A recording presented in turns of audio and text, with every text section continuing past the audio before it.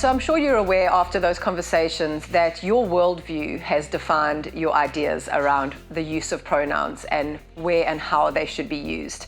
In May 2022, 3 schoolboys at Kyle Middle School in the US were charged with sexual harassment for refusing to use the preferred pronouns of a child in their class.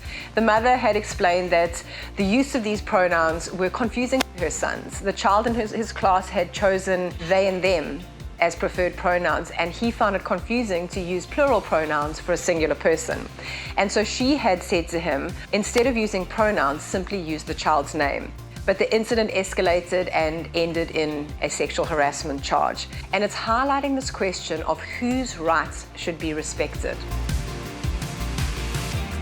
Is it an infringement on someone's rights to force them to use the preferred pronouns of a transgender person, especially if they hold an integrated worldview or if using those pronouns go against their religious beliefs?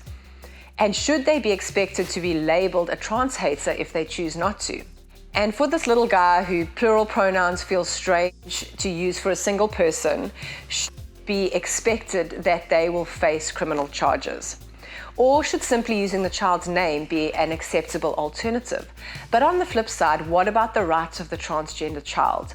Right to feel seen, right to feel affirmed, right to feel comfortable in the classroom, being called pronouns that align with the identity that they feel they are. How do we find our way in a world where pronouns are changing and chosen?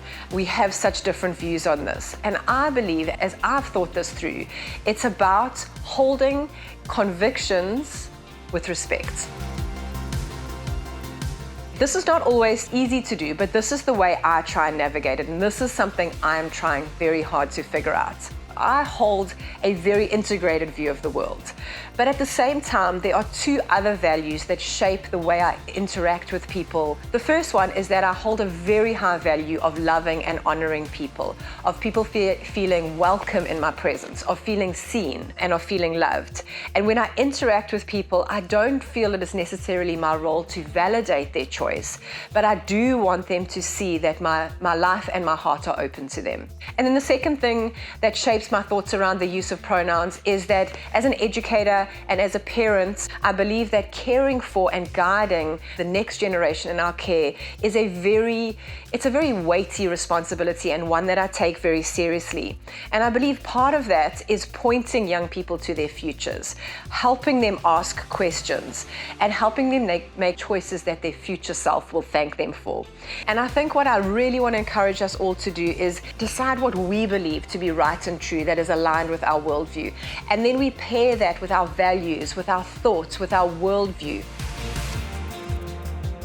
And so what about you? I think it's really important to give thought to how we'll engage and respond to people as we live rooted in our convictions, but also lovingly respecting other people. And I think it's also okay to not have it all figured out. I definitely don't have it all figured out. And I may change the way I engage with this topic. I know I have changed over the last few years. But I just encourage us, have grace for ourselves as we grow, learn and gain understanding in our worldview. A lot is going to change for you guys over the next 10 years.